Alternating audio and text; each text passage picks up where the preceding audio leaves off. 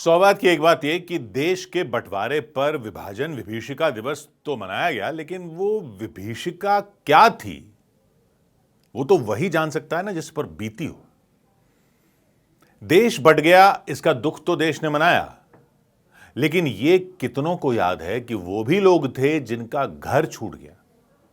घर छूटना जमीन छूटना नहीं होता। पंजाब और बंगाल में कैसा कत्लेआम हुआ था ये तो शायद आपने फिल्मों में देख लिया होगा, कहानियों में पढ़ लिया होगा। और ये विभाजन विभीषिका की बात भी पंजाब और बंगाल को लेकर ही ज्यादातर लोग करते हैं। आज आप बलूचिस्तान की आजादी की मांग वाली खबरों को देखते हो, लेकिन कितने लोगों को ख्याल भी आता है कि बलूचिस्तान से भी तो हिंदू आए होंगे 1947 में। आज आप सिंध की जनता पर पाकिस्तान के पंजाब के जुल्म की खबरें तो देखते हो, लेकिन ख्याल आता है कभी कि वहां से भी तो हिंदू 1947 में यहां आए थे। खैबर पख्तूनख्वा में पाकिस्तान के खिलाफ उठ रही आवाजों की खबरें देखते हो, लेकिन कभी सोचा वहां के हिंदू कहां गए थे 1947 में। खैबर पख्तूनख्वा को तब NWFP कहते थे, north west frontier province. Short में सब उसको फ्रंटियर बोलते थे। फ्रंटियर मेल ट्रेन का नाम सुना होगा आपने, मुंबई से अमृतसर तक चलती, शायद आप जानते हो। अब नाम वैसे गोल्डन टेंपल मेल कर दिया गया है, कुछ टाइम पहले तक नाम फ्रंटियर मेल ही था। और वो इसलिए था क्योंकि ये ट्रेन अंग्रेजों के जमाने में बॉम्बे से फ्रंटियर तक जाती थी।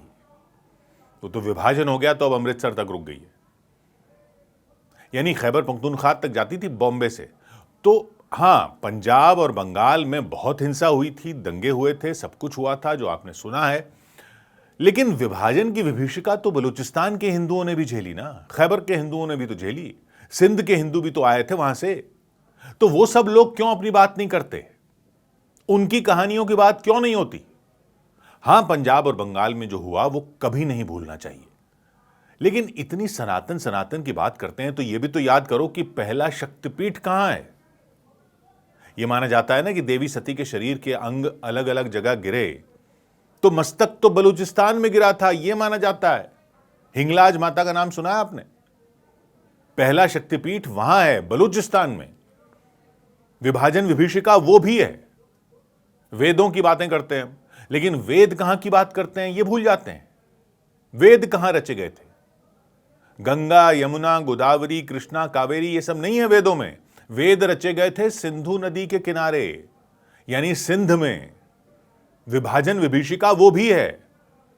और इतना जय श्री राम बोलते हैं और भगवान राम के वंशजों की बात करते हैं, तो राम के वंशज तो लव और कुश थे ना, यही कहती है ना रामायण। माना यह जाता है लाहौर लव के नाम पर है और कसूर कुश के नाम पर। तो अयोध्या याद है और लाहौर और कसूर भूल गए। यह नहीं है विभाजन विभीषिका। पंजाब और बंगाल के विभाजन की हिंसा मत भूलिए, लेकिन उनको भी याद रखिए जो खैबर में अपना घर छोड़कर आए, जो बलूचिस्तान में अपना घर छोड़कर आए, जो सिंध में अपना घर छोड़कर आए, जिन्होंने कभी कोई मांग नहीं की इस देश से, यह भी मांग नहीं की कि उनको याद रखा जाए। पंजाब में तो पश्चिम में मुसलमान ज्यादा थे, पूर्व में सिख थे और हिंदू ज्यादा थे, तो उसको बांट दिया गया। उधर का हिस्सा पाकिस्तान को दे दिया। बंगाल में पूर्व में मुसलमान ज्यादा थे, पश्चिम बंगाल में हिंदू ज्यादा थे, तो उसको बांट दिया, उधर का पाकिस्तान को दे दिया। फ्रंटियर तो पूरा ही दे दिया, बलूचिस्तान तो पूरा दे दिया, सिंध तो पूरा दे दिया। इसलिए पूरा दे दिया क्योंकि हिंदू किसी एक खास इलाके में वहां पर ज्यादा नहीं थे। ऐसा पूरब पश्चिम हिंदू मुसलमान में नहीं बटा हुआ था। यह कसूर था वहां के हिंदुओं का। सिंध में हिंदू 1/3 से भी कम थे, लेकिन शहरों में हिंदू ज्यादा थे और गांवों में मुसलमान ज्यादा थे। थोड़ी बहुत टेंशन सिंध में भी हो गई थी हिंदू मुसलमान वाली, लेकिन वैसा जहर नहीं घुला था हवा में आजादी के टाइम जैसा पंजाब और बंगाल में घुल चुका था। विभाजन की विभीषिका को याद रखना है तो उस जहर को जरूर याद रखना है जिसकी वजह से विभाजन हुआ, वो हिंदू मुसलमान वाला जहर। आप शायद न जानते हो, ये सावन के टाइम सिंधियों में चालीहा साहब का पर्व मनाया जाता है। ऐसा माना जाता है कि सिंध में एक जगह कोई 1000 साल पहले एक मुस्लिम राजा था जिसने सब हिंदुओं को इस्लाम कबूल करने का आदेश सुनाया। तो हिंदुओं ने वक्त मांगा और वो सिंधु नदी की उपासना करते थे, जल देवता की उपासना करते थे, वरुण देवता की। उन्होंने कड़ा उपवास रखा, कड़ा उपवास रखा सिंधु नदी के किनारे, और 40 दिन के उनके तप के बाद वरुण देवता प्रकट हुए और उन्होंने बताया कि वो एक परिवार में जन्म लेंगे और वो बालक उस मुस्लिम शासक को हिंदुओं को बचाएगा। और बालक की पहचान ये होगी कि उसका पालना अपने आप झूलेगा। तो मान्यता है कि बालक ने जन्म लिया और क्योंकि पालना अपने आप झूलता था, उनको इसलिए भगवान झूलेलाल कहा गया। और झूलेलाल ने क्या किया? भगवान झूलेलाल ने उस मुस्लिम शासक को भी अपना भक्त बना लिया। उसको तलवार से नहीं मारा, उसे अपना भक्त बना लिया। उसे सिखाया कि तुम्हारा भी रास्ता वहीं जाता है जहां हिंदुओं का जाता है, तो हिंदुओं को अपना धर्म नहीं बदलना पड़ा।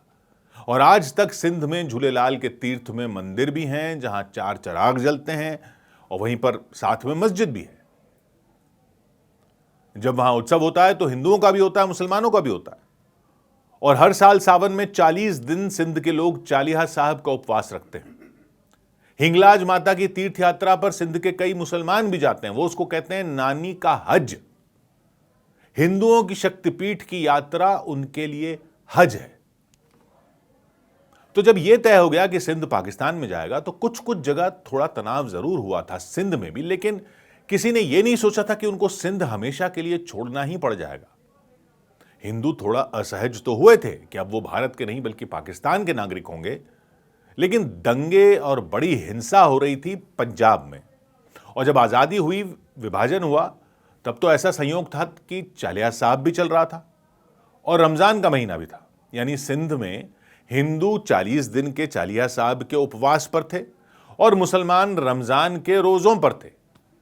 लेकिन फिर जिन्ना ने पाकिस्तान की राजधानी कराची को बना दिया। कराची में हिंदू ज्यादा थे। कराची, हैदराबाद, शिकारपुर, सक्खर, लाड़काना, ये सभी शहरों में हिंदुओं की अच्छी खासी आबादी थी। पंजाब में विभाजन पर हिंसा हुई तो उधर के पंजाब से सिखों और हिंदुओं का पलायन इधर हुआ और इधर के पंजाब से मुसलमान उधर गए। वो तो हिंसा की वजह से पलायन हुआ। लेकिन बहुत सारे ऐसे मुसलमान भी थे जो जिन्ना के दिखाए सपने की लालच में पाकिस्तान गए, जिनको यहां कोई हिंसा का डर नहीं था, वो भी गए। उनको सपने दिखाए गए कि पाकिस्तान में मुसलमानों को सब कुछ मिलेगा। वो वहां नई दुनिया बसाने गए। बहुत सारे इसलिए नहीं गए क्योंकि यहां उनकी दुनिया उजड़ गई थी।